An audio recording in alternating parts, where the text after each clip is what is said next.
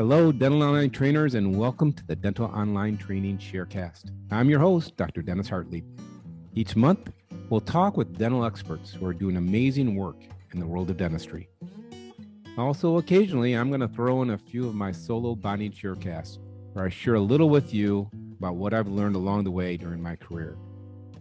So tune in the first Tuesday of every month to hear the latest episodes.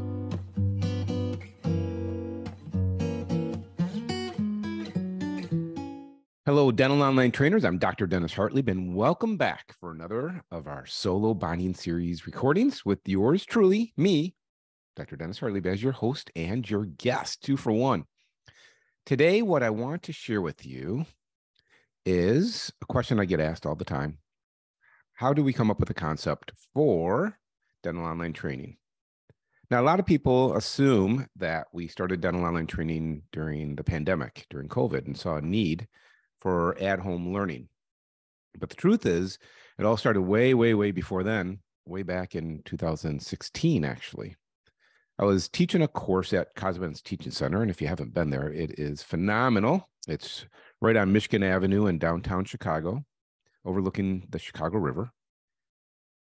What's great about the Cosmetic Teaching Center is that it limits to 15 participants for the hands-on courses, which means you get lots of attention when you're doing any of your courses. And there's just incredible instructors, people from Buddy Mopper and Jason Smithson, Newton Fall, Corky Wilhite. There's just a whole bunch of just wonderful instructors and facilitators of cosmetic and especially composite knowledge. Well, I've been fortunate to teach at Cosmetic for a bunch of years, and I was teaching a course, and I've taught a lot of hands-on courses in my career, and I've taken a ton of hands-on courses as well. And what's typical in a hands-on course, and what's different about hands-on than, say, when you're doing a presentation. So if I'm doing a presentation or you're at a lecture, the presenter, it doesn't really matter, quite honestly, how much people are gaining from that presentation. As a presenter, you want people to gain a ton of information. But the reality is that you're going to connect with some people, and some people you may not be able to connect with as well. And people are going to be taking notes as they will, but you're going to give your presentation and you'll answer questions as questions come up. But what's different with a hands-on program, especially when it's a small, intimate group like what you see at Cosmetic, it's critical for the instructor to make sure that everyone who's in that room is getting better.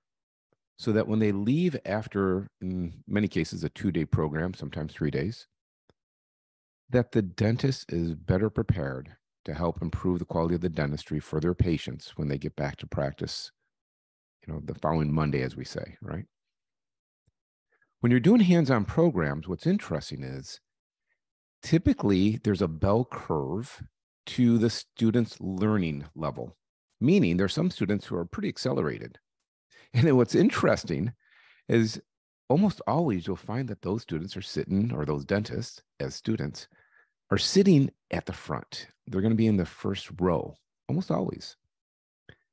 And then in the middle rows, you're going to find the people who are sort of in the middle of the bell curve. That is, they'll have familiarity with the topic. They have, they have ability, but they probably lack confidence, and they also need to learn more technique. And then generally in the back row, where I would be sitting, would be the laggards, as I would call myself, the slower to learns. And it isn't that these people are stupid. I hope that I'm not considered stupid. It's just it takes me longer to learn. And I'm more of a wallflower, so I like to sit in the back row. So this is very typical in a hands-on workshop. You'll have people who are pretty accelerated.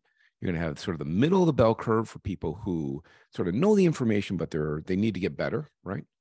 And then there's people, sort of the laggards, or people who are maybe don't have a lot of experience with the technique. They're just not super familiar. They may only have what they learned in dental school and nothing beyond that. So when you're teaching hands-on programs, you have to teach in a way so that the people who are more accelerated, that you're moving them, you're pushing them to get better, right? You're giving them maybe some thoughts or some ideas, some techniques to help them take their dentistry level to the next level. The middle of the bell curve, that's sort of where we sort of aim our presentations towards, I think, is to help them get better, to help them understand the nuances. So, all right, so this is what you've learned. Let's make it better. Let's create these class 4 composites so you can't see where the fracture is. So it's completely disguised, right? Stuff like that. Let's work on contour. Let's look at line angles. We can start getting into more complex and higher level issues when we're doing our treatment. And then in the laggards, sort of the people who are sort of just learning, you want to help them with sort of the basic information, right? This is how we do our layering, right? This is going to be our bevel design. This is how we're going to be finishing. And critical information. When I'm doing hands-on programs, I don't expect to take people who have just sort of a basic level information and bring them to accelerated in a 2-day course. What I want to do is give them great building blocks so that they can get stronger and stronger and stronger and get to the point where when they come back for more courses or they're learning from other instructors, they're able to build upon what we were able to teach them in these early courses. So going back to 2016, I had a course where we had, I think, 14 or 15 participants. And it was interesting because there was 3 students in the front, or 3 dentists in the front, who were really accelerated. I mean, they really knew their composite stuff. But then I had literally about 12 other dentists who were sort of neophytes. They didn't have a lot of experience with composites. It was the most challenging hands-on course I've ever taught because I couldn't go slow enough for the dozen or so neophytes and go fast enough or give enough information for the people who were already pretty accelerated at it. So I did my best, and I'm working. And when you do these hands-on programs, you're working individually with each of the students to help give some guidance and some suggestions while they're doing their workshop, while they're doing the hands-on portion. But I left that 2-day workshop thinking, I think it was sort of a disservice for everybody because I couldn't go fast enough for the accelerated students and I couldn't go slow enough for the majority of the room that were really just working with the basic concepts. So I have an old buddy who's an IT guy, lives in Chicago, and I called him up after the course and said, "Hey, I need to meet for a beer. I'm kind of frustrated and disappointed." And so we met at a tavern down in the city, and I told him, I said, it isn't that the people who are slower with these concepts, it's not like they're dumb. It's just that they're new to these concepts. And I said, if I was in their office, I know I could teach them to do really high level composites.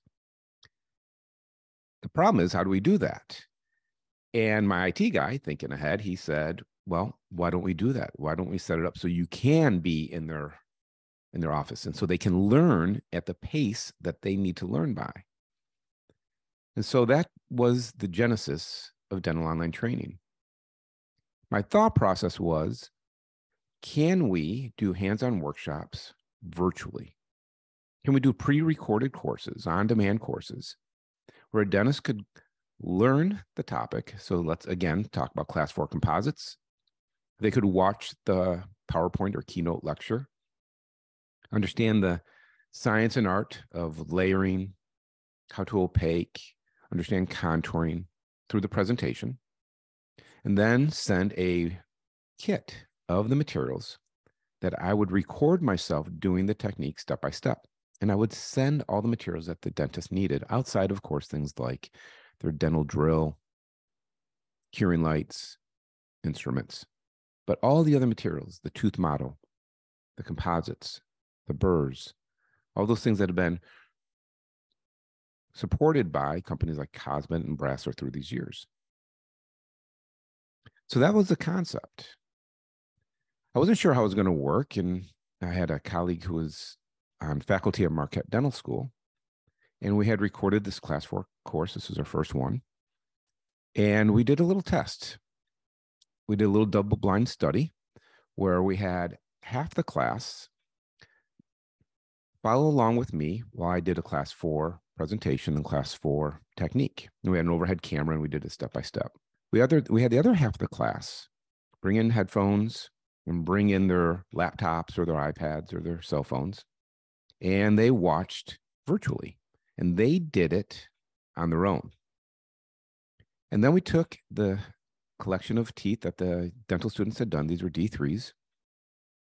And we, double blind, we just graded the results. And what we found was the students who did it at their own pace, who were able to pause, rewind, zoom in, the results were actually a little better than when the participants were following along with me, which was quite humbling because I thought I was doing a pretty good job live. But it was sort of proof of concept for me that, you know what, for many students, for many dentists, myself included, I do better when I can slow it down, when I can pause. I didn't understand the concept. Let me rewind, let me re-listen, let me re-see, let me retry, let me re-execute until I establish proficiency. So that's how it all started. So, gosh, we're on 6 years now where we started the concept. We've been building up courses one at a time. We recently introduced our ribbon bonded bridge course, and we have many others that are coming down the line. Everything from dental photography to TMJ, airway, and porcelain veneer preparation, composite techniques. I don't believe that virtual learning is going to replace in-person learning. I wouldn't want that. I love learning in person, but I also love learning virtually. And I've taken a bunch of virtual courses myself since COVID, since there's been more courses that have been introduced. Because I get to slow it down. I can watch it at my time, at my pace. I do believe, though, that if I can help through DOT, help dentists understand techniques better, understand the concepts better, practice a little bit before they go in and spend the money to travel, to shut down their office, to pay the money for the honorarium or for the cost for doing these courses. If they can have a step up, if they can, instead of being sort of at that laggard stage, at that beginning neophyte stage, if I can help them get to a modest level, that middle of the bell curve, or maybe even a little more accelerated, when they go to that course, they're going to get better. They're going to be able to ask better questions, right? They're going to be able to improve the quality of their dentistry at a next higher level, being in person. So again, I don't think virtual training is going to replace in-person training, but I think it can help accelerate the learning of our students, of our dentists, and help improve the quality of the dentistry that we have for all our patients. Well, in the background over my shoulder, if you're watching this on Zoom, you can see there's a bunch of boxes stacked up underneath the window.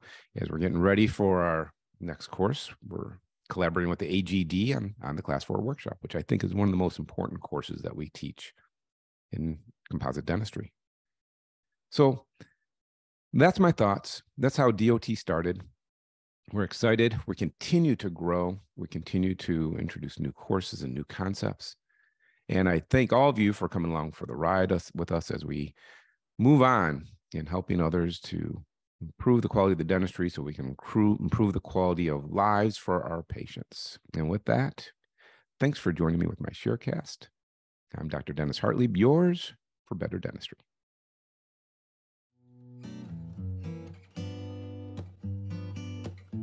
Well, thanks so much for listening or viewing our Sharecast today. If you enjoy this and you want to get more information from dental online training, then check us out at dothandson.com. That's one word, dothandson.com. Now, as a reminder, DOT has so many other great opportunities for your learning. We have our Wine and Unwind monthly webinars where we engage real time with our viewers as we bring in leaders throughout the dental industry to bring you up-to-date information and answer your questions. We have our monthly coffee and donut study club sessions where our participants bring in cases and we treatment plan these cases together to help you bring great treatment to your patients. We have our live virtual workshops where our dental online trainers perform the same techniques from their kits as I'm doing from the comfort of their own home or office. We have our blogs and we have an endless selection of our hands-on pre-recorded technique courses to help you improve the clinical dentistry that you can provide for your patients. That's right. With our on-demand courses, you do these hands-on exercises when the time is right for you. So check us out on Instagram, Facebook, or LinkedIn at Dental Online Training.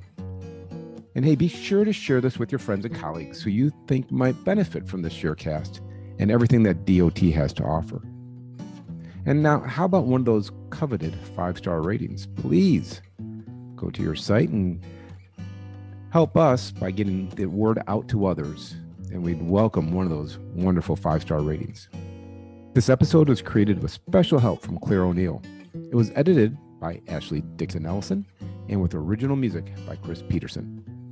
Again, thank you for listening. I'm Dr. Dennis Hartlieb, yours for better dentistry.